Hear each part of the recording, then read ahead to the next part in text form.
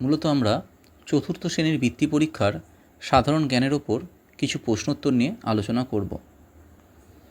তাহলে চলো দেখে নিই কী কী ধরনের প্রশ্ন এই বছর বৃত্তি পরীক্ষার জন্য খুবই গুরুত্বপূর্ণ।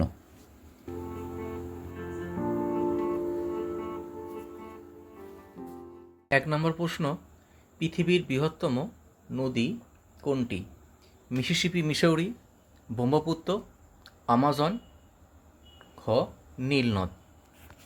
সঠিক উত্তর গ আমাজন, পৃথিবীর বৃহত্তম নদী।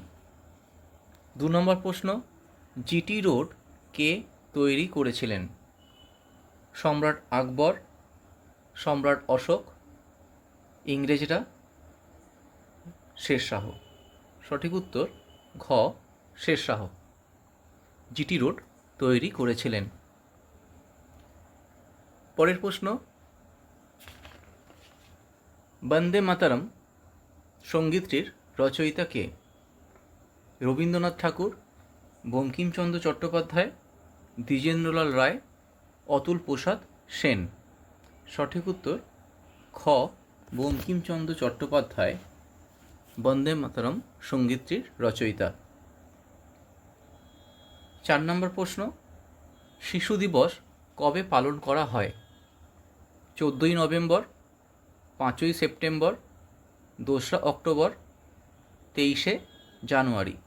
সঠিক উত্তর 14ই নভেম্বর শিশু দিবস পালন করা হয়। 5 নম্বর প্রশ্ন, জাতির জনক নামে কে পরিচিত? মহাত্মা গান্ধী, জওহরলাল নেহেরু, সুভাষচন্দ্র বোস, বল্লভভাই প্যাটেল। সঠিক উত্তর ক মহাত্মা গান্ধীকে বলা হয় জাতির জনক। 6 নম্বর প্রশ্ন, লু কি? ক শীতকালে প্রবাহিত ঠান্ডা বাতাস, খ বর্ষাকালে প্রবাহিত জলীয় বাষ্পপূর্ণ বাতাস, গ গ্রীষ্মকালে প্রবাহিত গরম বাতাস, ঘ বসন্তকালে প্রবাহিত মনোরম বাতাস। সঠিক উত্তর গ গ্রীষ্মকালে প্রবাহিত গরম বাতাসকে বলা হয় লু। পরের প্রশ্ন, গোলাপি শহর কাকে বলে? ক দিল্লি, খ বেঙ্গালুরু, গ আহমেদাবাদ, ঘ জয়পুর। খ জয়পুরকে বলা হয় গোলাপি শহর। 8 নম্বর প্রশ্ন, মাস্টারদা নামে কে পরিচিত ছিলেন?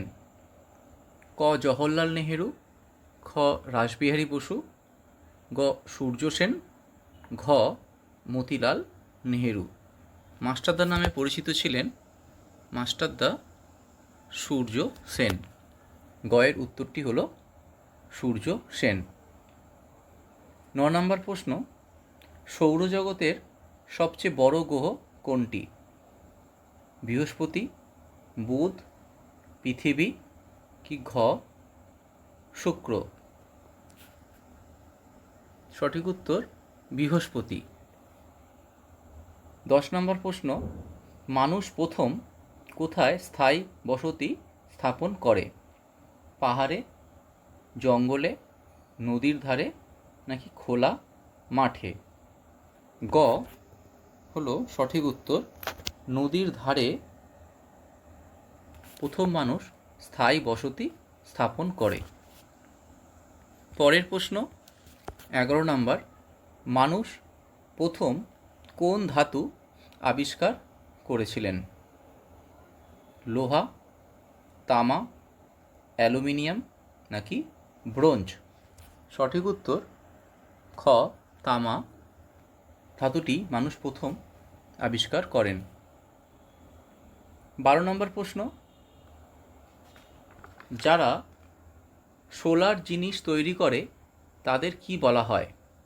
ক মাল্যকার, খ শোলাকার, গ মালাকার নাকি ঘ শল্যকার? 12 সঠিক উত্তর হলো গ মালাকার। 13 নম্বর প্রশ্ন, গাছের যে প্রাণ আছে একথা কে প্রমাণ করেছিলেন? ক প্রফুল্লচন্দ্র রায়, খ জগদীশচন্দ্র বসু, গ আইজ্যাক নিউটন, ঘ গ্রাহাম বেল। সঠিক উত্তর খ জগদীশচন্দ্র বসু প্রমাণ করেছিলেন গাছেদেরও প্রাণ আছে। নিচে এদের মধ্যে কোনটি নিষ্ক্রিয় গ্যাস? ক নাইট্রোজেন, খ অক্সিজেন, গ হিলিয়াম, নাকি খ হাইড্রোজেন। 14 সঠিক উত্তর গ হিলিয়ামকে বলা হয় নিষ্ক্রিয় গ্যাস। পরের প্রশ্ন, কোন ফুটবলারকে চীনের প্রাচীর বলা হয়?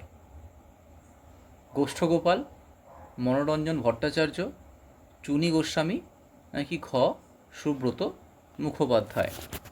সঠিক উত্তর ক গোষ্ঠপালকে বলা হয় চীনের প্রাচীর।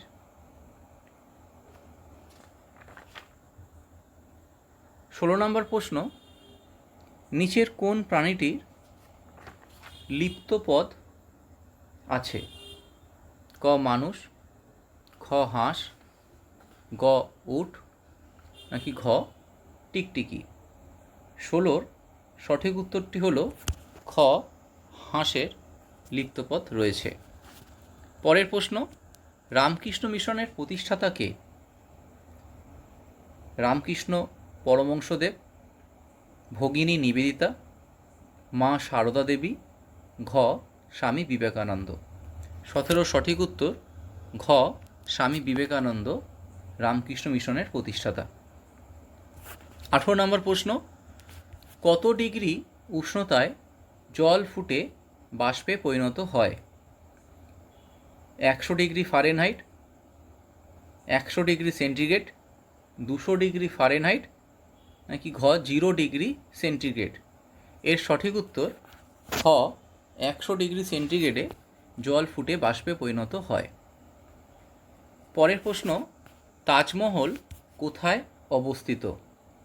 ক দিল্লি, খ এলাহাবাদ, গ পাঞ্জাব, ঘ আগ্রা। সঠিক উত্তর ঘ আগ্রাতে তাজমহল অবস্থিত। শেষ প্রশ্ন, আন্তর্জাতিক মাতৃভাষা দিবস কোন দিনটিকে বলা হয়? 21শে ফেব্রুয়ারি, 5ই জুন, 1 মে, নাকি 14ই নভেম্বর। সঠিক উত্তর 21শে ফেব্রুয়ারি হলো মাতৃভাষা দিবস।